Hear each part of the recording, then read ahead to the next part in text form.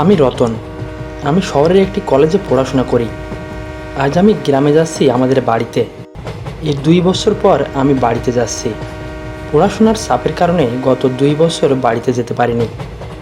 মা বাবার জন্য মনটা খুব খারাপ লাগছে, তাই কিছুদিনের জন্য বাড়িতে যাচ্ছি। আমাদের বাড়ি কুসুমপুর গ্রামে। মা বাবা আমাকে নিয়ে অনেক স্বপ্ন দেখে, আর তাদের সব স্বপ্ন পূরণ করার জন্যই তাদেরকে ছেড়ে আমার এই দূরে থাকা। আমি আজ বাড়িতে যাচ্ছি এ কথা মা বাবাকে জানাইনি। মা বাবাকে হঠাৎ চমকে দেব এই ভেবে, কিন্তু এখন মনে হচ্ছে মা বাবাকে না জানিয়ে ভুল করেছি। ট্রেন আমাদের গ্রামের স্টেশনে পৌঁছাতে অনেকটাই রাত হয়ে যাবে, আর স্টেশন থেকে আমাদের বাড়ির দূরত্ব অনেকটাই।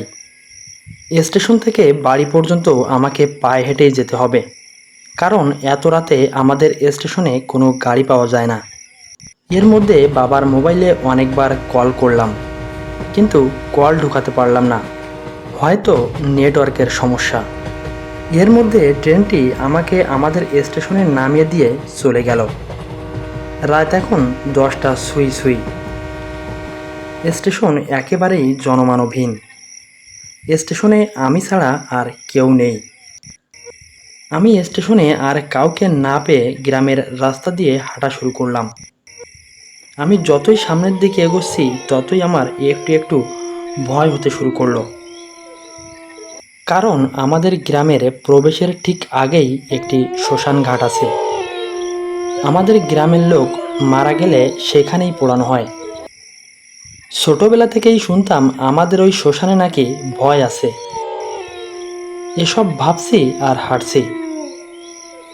যতই শ্মশানের দিকে এগোচ্ছি ততই যেন আমার শরীর ভারী হয়ে যাচ্ছে। পা দুটো যেন সামনের দিকে এগোতেই চাইছে না। দেখতে দেখতে আমি শ্মশানের কাছে এসে পৌঁছালাম। শ্মশানের দিকে তাকিয়ে দেখি শ্মশানের ছাইয়ে এখনো হালকা আগুন জ্বলছে। হয়তো কিছুক্ষণ আগেই কাউকে পোড়ানো হয়েছে এই শ্মশানে। শ্মশানের রাস্তাটুকু আমি যখন পার হব, ঠিক তখনই এক বৃদ্ধ কণ্ঠে আমার পেছন থেকে আমার নাম ধরে ডাকলো। রতন। আমার নাম ধরে ডাক শোনা মাত্রই আমার শির দাঁড়া দিয়ে ঠান্ডা স্রোত বয়ে গেল। ভয়ে আমার পুরান পাখিটা উড়ে যায় যায় অবস্থা। অনেক ভয়ে ভয়ে পেছন ঘুরে তাকাই। হালকা চাঁদের আলোয় আমি যা দেখলাম তা দেখার জন্য আমি মোটেই প্রস্তুত ছিলাম না। আমি দেখলাম আমার থেকে বেশ কিছুটা দূরে দাঁড়িয়ে আছে আমার সব থেকে কাছের মানুষ, আমার হরেন দাদু। দাদুকে দেখে যেন আমি প্রাণ ফিরে পেলাম। তারপর দাদুকে বললাম, দাদু, তুমি এখানে? তুমি এত রাতে এখানে কি করছো? দাদু বলল, দাদু ভাই, আজকে আমার এখানে একটি গুরুত্বপূর্ণ কাজ ছিল, সেই জন্যই এসেছি এখানে। আমি কিছুটা দূরেই ছিলাম, কিন্তু দূর থেকে খেয়াল করলাম তুমি অনেক ভয় পাচ্ছ, তাই এগিয়ে এলাম। চলো তোমাকে বাড়িতে এগিয়ে দিয়ে আসি। আমি বললাম, ঠিক আছে দাদু, চলো তাহলে। ইনি হলেন হরেন দাদু। আমাকে ছোটবেলা থেকে কোলে পিঠে করে মানুষ করেছেন। দাদু আমাকে নিজের থেকেও বেশি ভালোবাসে। দুজনে কথা বলতে বলতে আমাদের বাড়ির সামনে এসে পৌঁছালাম। বাড়ির সামনে আসতেই দাদু আমাকে বলল, দাদু ভাই, তুমি বাড়ির ভেতরে যাও, আমার একটু কাজ আছে, আমি পরে আসব। এ কথা বলে দাদু সেখান থেকে চলে গেলেন। আর আমি তখন বাড়ির ভেতরে প্রবেশ করে মা বাবাকে ডাকলাম। মা বাবা আমার ডাক শুনে বাইরে বেরিয়ে এলো। বাবা মা আমার ভালো মন্দ জিজ্ঞাসা করার পর জিজ্ঞাসা করলো আমার আসতে কোনো সমস্যা হয়েছে কিনা। আমি বললাম, শ্মশানের ওইখানে আসার পর একটু একটু ভয় করছিল। তখনই হরেন দাদুর সাথে দেখা। হরেন দাদুই আমাকে বাড়িতে এগিয়ে নিয়ে আসলো। এ কথা শোনা মাত্রই আমি লক্ষ্য করলাম মা বাবা হতবাক হয়ে গেছেন। আমি কিছু বুঝতেই পারলাম না। আমি তখন বাবাকে বললাম, বাবা, কি হয়েছে? কোনো সমস্যা? বাবা তখন আমাকে বললেন, রতন, তুমি এটা কি বলছো? এটা কি করে সম্ভব? আমি বললাম, কেন বাবা, কি হয়েছে? বাবা তখন আমাকে বললেন, রতন, তোমাকে জানাবো বলে অনেকবার কল করেছি, কিন্তু তোমার ফোনে কল ঢোকাতে পারিনি। আজকের সকালেই তোমার হরেন দাদু মারা গিয়েছেন। তুমি আসার একটু আগে তোমার দাদুর সৎকার করে আমরা শ্মশান থেকে ফিরলাম। এ কথা শোনা মাত্রই আমি কিছু সময়ের জন্য চুপ হয়ে রইলাম। তারপর বাবাকে বললাম, কি বলো বাবা? দাদু তো আমাকে এগিয়ে নিয়ে এলো।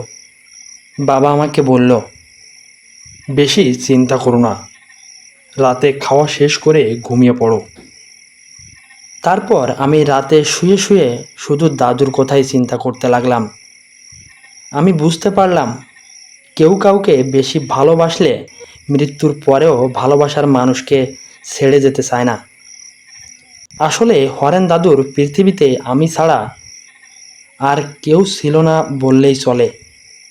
কারণ হরেন দাদুর কোনো সন্তান ছিল না, আর তার স্ত্রীও মারা গিয়েছিলেন অনেক বছর আগেই। দাদুকে আমিও খুব ভালোবাসি। দাদু, তুমি যেখানেই থাকো, ভালো থেকো। সুরনাথ ঘোষ একজন পোস্ট ইন্সপেক্টর। সম্প্রতি এদিককার গ্রামাঞ্চলে কয়েকটি নতুন পোস্ট অফিস খুলেছে। সুরনাথ বাবু সেগুলো পরিদর্শন করতে এসেছে। এর আগে তিনি এদিকে কখনো আসেনি। সাথে থাকা ব্যাগটি কাঁধে ঝুলিয়ে তিনি স্টেশন থেকে বেরিয়ে গেলেন। সঙ্গে অন্য কোনো লটবহর নেই। ব্যাগের মধ্যে আছে এক সেট জামা প্যান্ট, ধুতি, গামছা, দাঁত মাজবার ব্রাশ আর একটি সাবান ইত্যাদি। স্থানীয় পোস্ট অফিসটি স্টেশনের খুব কাছেই।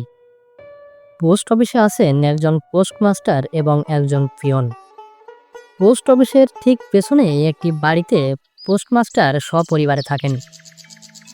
বেলা আন্দাজ 3টার দিকে সুরনাথবাবু পোস্ট অফিসে এসে নিজের পরিচয় দিলেন। পোস্টমাস্টার খাতির করে তাকে ভেতরে নিয়ে গেলেন। সুরনাথবাবু দুপুরের খাওয়া দাওয়া পোস্টমাস্টারের বাড়িতেই করে নিলেন। খাওয়া দাওয়া শেষ করে সুরনাথবাবু বাইরে বেরোনোর জন্য তৈরি হলেন। ইতোমধ্যে তিনি খবর নিয়েছেন যে 3টি পোস্ট অফিস তিনি পরিদর্শন করতে যাবেন, তার মধ্যে সবচেয়ে যেটি কাছে সেটি 12 মাইল দূরে। কাঁচা পাকা রাস্তা আছে। সুরনাথ তার পিয়নের সাইকেলটি ধার নিয়েছেন।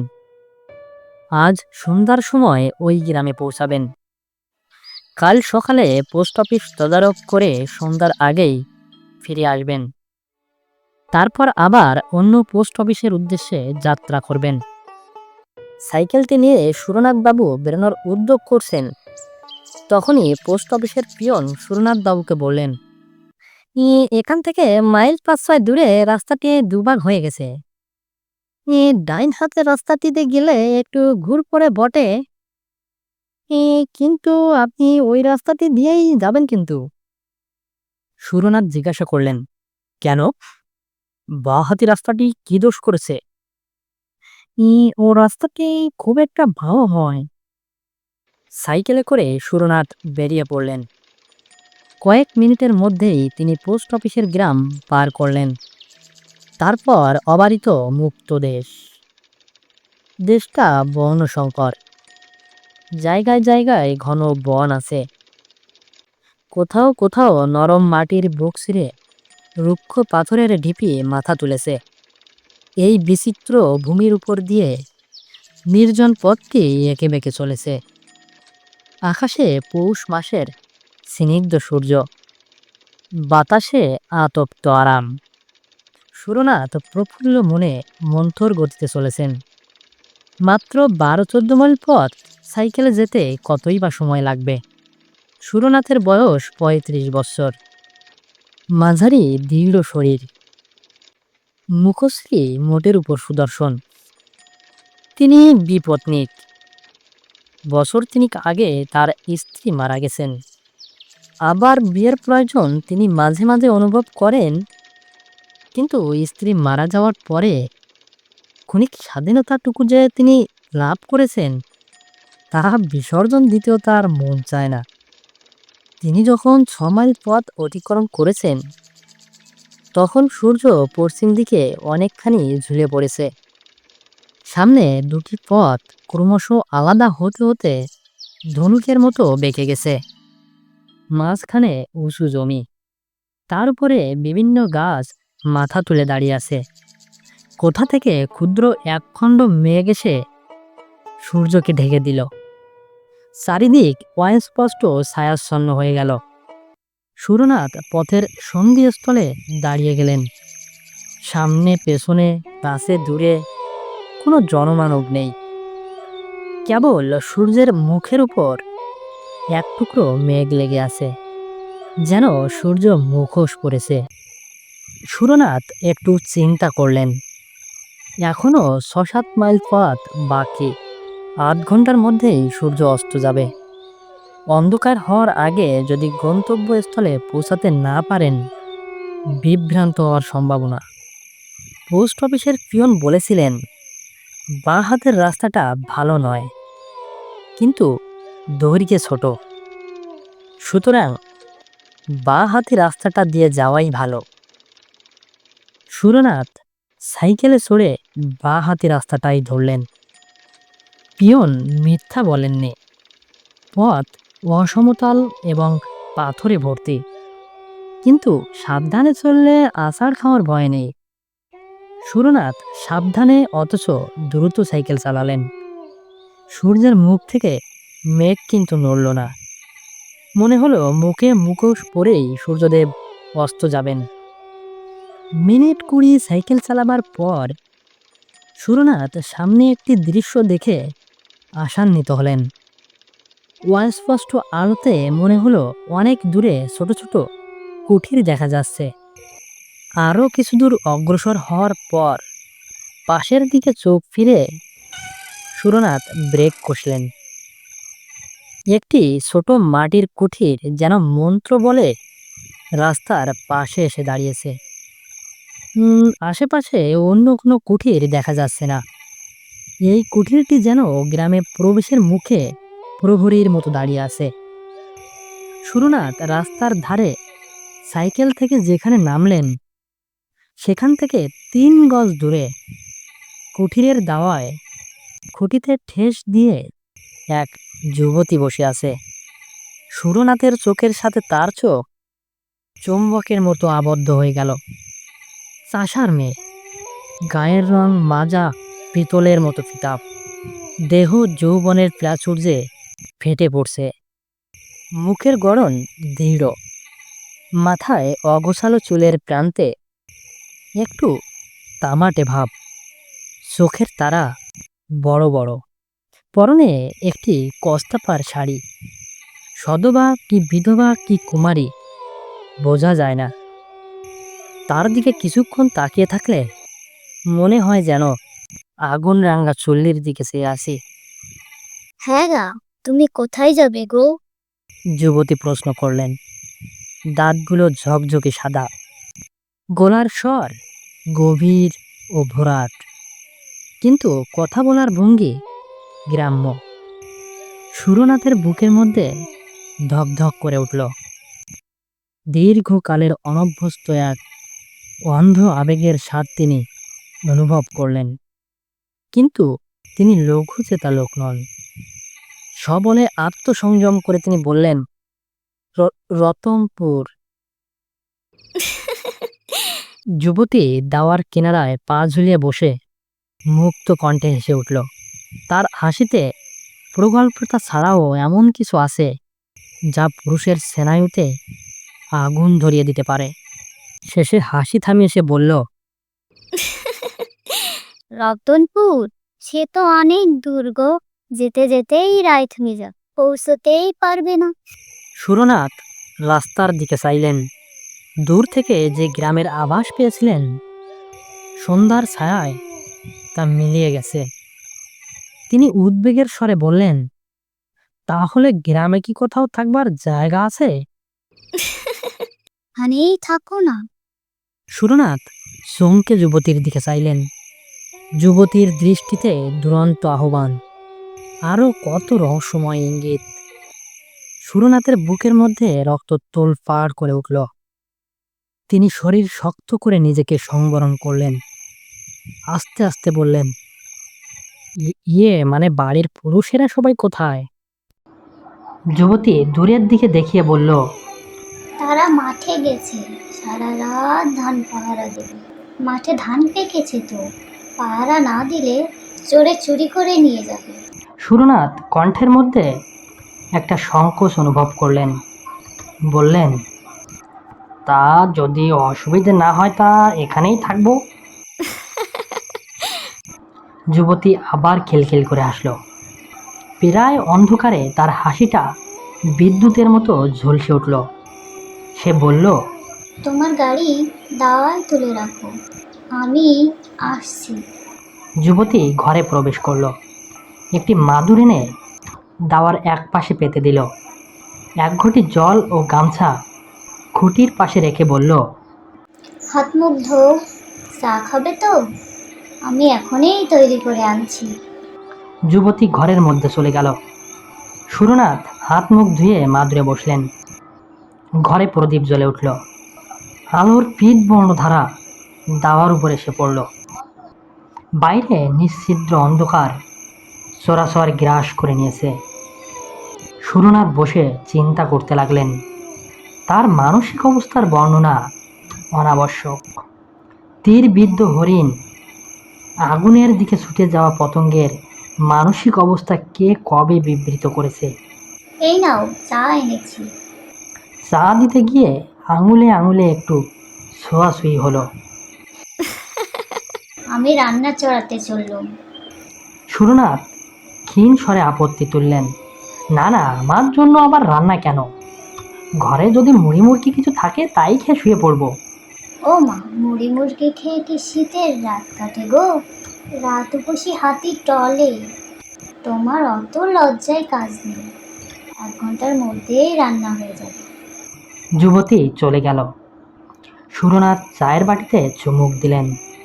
পিতলের বাটিতে গুড়ের চা, কিন্তু খুব গরম।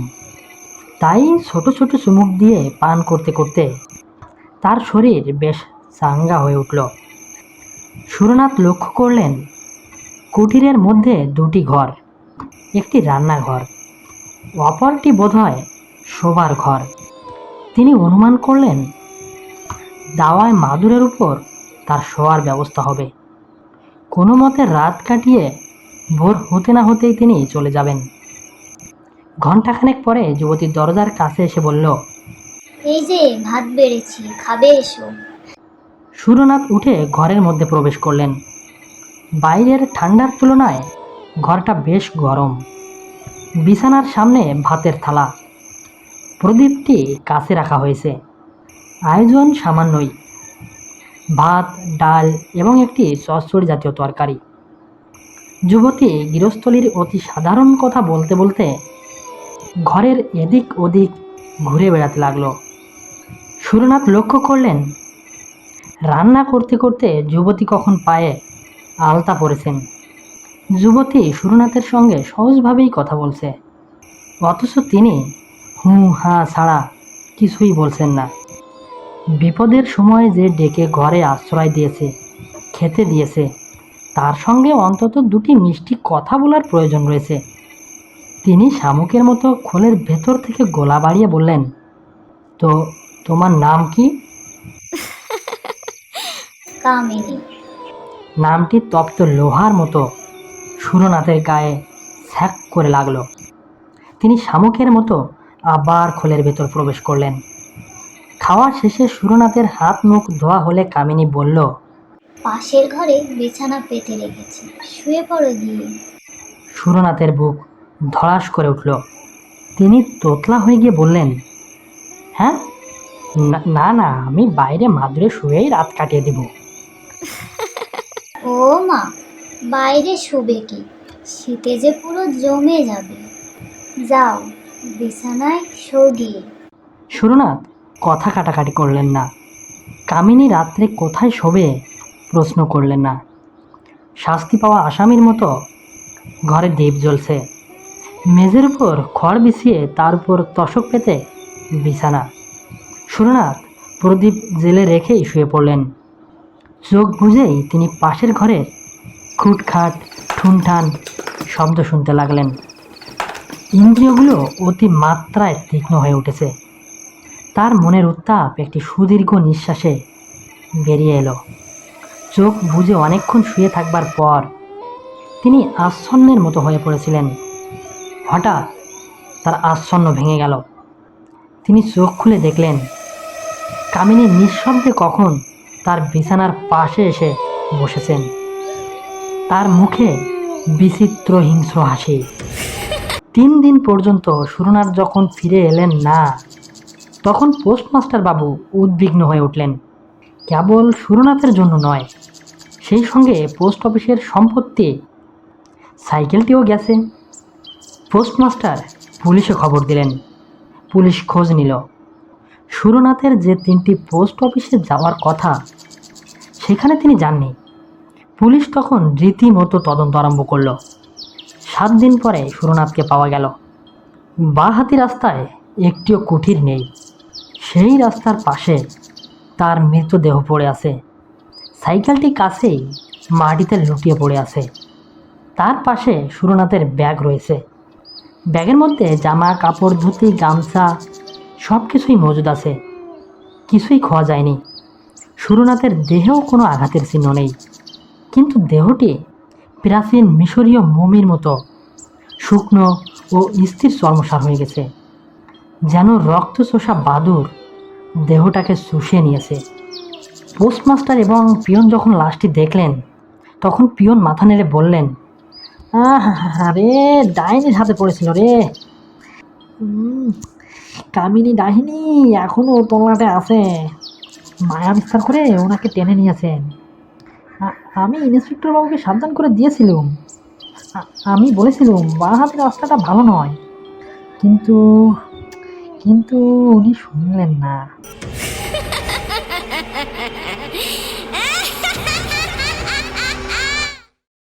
এটা কোনো গল্প নয়, রতনের সাথে ঘটে যাওয়া একটি সত্য ঘটনা। নীরব বাঁকা পথটায় একা হাঁটছে রতন। রাস্তার দুধারে ঘন গাছপালা আর ছোট ছোট পাহাড় ছাড়া আর কিছুই নেই। বাড়ি থেকে বের হয়ে বাজারে যাওয়ার সময় এই পথটাই তো অল্প সময়ের সঙ্গী ছিল। এখন পথটা এত লম্বা হয়ে গেল কিভাবে? এদিকে সন্ধ্যা নামতে চলল। বাড়িতে হয়তো ওর মা চিন্তা শুরু করেছে, কিন্তু পথ যেন শেষই হচ্ছে না। এই তো মাত্র কিছুদিন আগে ওর বাবার বদলিতে এই পাহাড়ি অঞ্চলে আসা। এই গ্রামের পথঘাটও তার তেমন একটা চেনা নেই। হঠাৎ তার মাথায় যেন চিন্তার ভাঁজ পড়ল। সে ভুল পথে আসেনি তো? একবার মনে করার চেষ্টা করলো সে। যতই ভাবছে, একটা জিনিস তার মাথায় কিন্তু বারবার আসছে। আর যাই হোক, এই পথটা দিয়েই তার বাবার সাথে সে অনেকবার বাজারে গিয়েছে, তাই তার ভুল হবে না। রাস্তায় কোনো মানুষ নেই বলে হয়তো তার মাথায় চিন্তার ভাঁজ পড়ছে। যদি তার পথটা ভুল না হয়ে থাকে, তাহলে আর একটু সামনে এগোলেই একটা ঝিল পড়ার কথা। যেমন চিন্তা তেমনই হলো। সে আর একটু সামনে এগোতেই একটা ঝিল দেখতে পেল। বাবার সঙ্গে যতবার এই রাস্তা দিয়ে বাজারে গিয়েছে, এই ঝিলটাকে সে মনে প্রাণে দেখেছে। যখনই তার এই ঝিলটার দিকে চোখ পড়ে, তখনই তার মনের মধ্যে যেন অন্যরকম একটি ভালো লাগার অনুভূতি তৈরি হয়। স্তব্ধ হয়ে কিছু সময় তাকিয়েছিল। হঠাৎ কোনো এক মেয়েলি কণ্ঠ শুনে ঘুরে তাকালো রতন। যদি এতই ঝিলটা ভালো লাগে, তাহলে সামনে গিয়ে একবার দেখে আসুন না। অবাক হয়ে কিছু সময় তাকিয়ে রইল রতন। অসম্ভব একটি সুন্দর মেয়ে দাঁড়িয়ে রয়েছে তার সামনে। তার গায়ের রং একদম ফর্সা, চোখগুলো বড় বড়, মুখে একটি মায়াবী হাসি। মায়াবী হাসিটা যেন রতনের মনটা ছুঁয়ে গেল। রতন অবাক হয়ে জিজ্ঞাসা করলো, আপনাকে তো ঠিক চিনলাম না। মেয়েটা তখন মুচকি হেসে বলল, আমাকে না চেনারই কথা। এই সামনের একটা গ্রামেই থাকি আমি। আপনাকে মাঝে মধ্যে আপনার বাবার সঙ্গে এই রাস্তা দিয়ে যেতে দেখেছি আমি। এই জায়গাটিতে আমিও আসি। সামনের ওই ঝিলটা তো আমার খুবই ভালো লাগে। রতন বলল, হ্যাঁ, ঝিলটা তো আমারও খুবই ভালো লাগে। এই বলে রতন ঝিলটার দিকে তাকালো। হ্যাঁ, ঝিলটা তো আমারও খুবই ভালো লাগে। এই বলে রতন ঝিলটার দিকে তাকালো। তা দূরে দাঁড়িয়ে দেখবেন? চলুন আমার সাথে ঝিলের কাছে যাই। মেয়েটি হাঁটতে হাঁটতে ঝিলের দিকে এগোতে লাগলো। রতনও হাঁটতে লাগলো তার সাথে সাথে। ঝিলের কাছে যেতেই হাঁ করে দাঁড়িয়ে গেল রতন। প্রকৃতির এত সুন্দর রূপ আগে কখনো দেখেনি রতন। দুই পাহাড়ের মাঝে এত বড় ঝিল কতই না সুন্দর লাগছে দেখতে। রতন বেশ অবাক হয়েই কথাটা বলল। রতন মেয়েটিকে উদ্দেশ্য করে বলল, আপনার চেহারাও এই প্রকৃতির মতোই সুন্দর। তা আপনার নামটা তো জানা হলো না। মেয়েটি তখন মুচকি হেসে বলল, আমার নাম মায়া। মেয়েটি আরো বলল, জানেন, এই জায়গাটায় আসলে আমার নাম পরিচয় সব ভুলে যাই।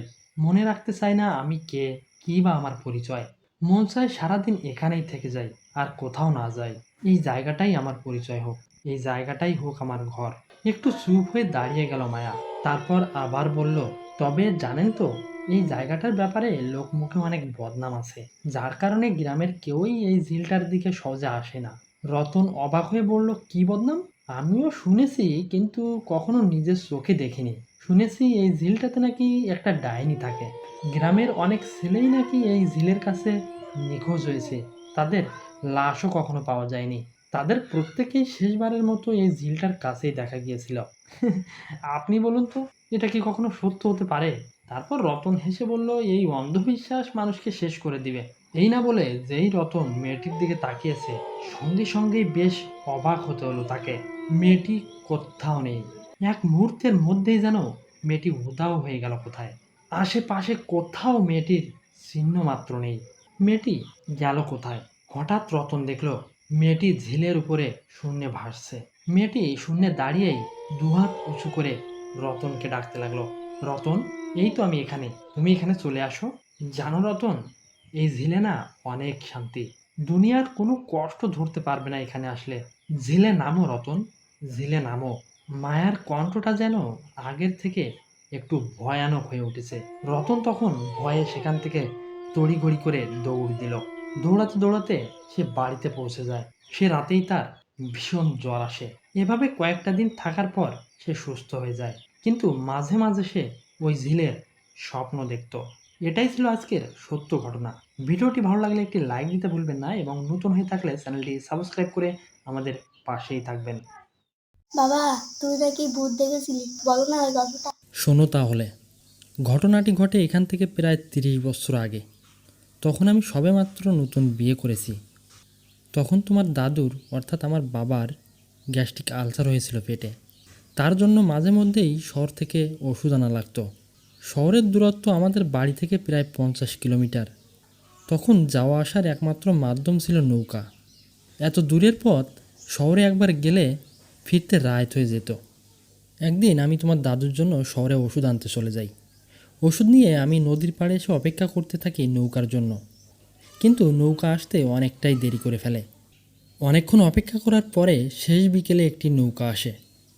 সেই নৌকায় চেপে আমি বাড়ির উদ্দেশ্যে রওনা দেই। নৌকা যখন আমাদের ঘাটে এসে পৌঁছায়, তখন রাত অনেকটাই বেজে গেছে। আমি নৌকা থেকে নেমে বাড়ির উদ্দেশ্যে হাঁটা শুরু করি।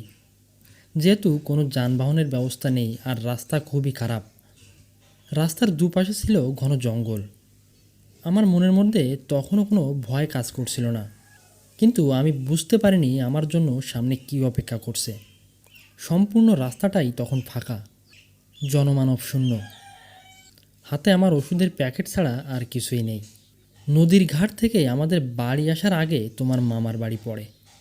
তোমার মামার বাড়ির কাছেই ছিল ঘন জঙ্গল, সেখানে ছিল কলা বাগান।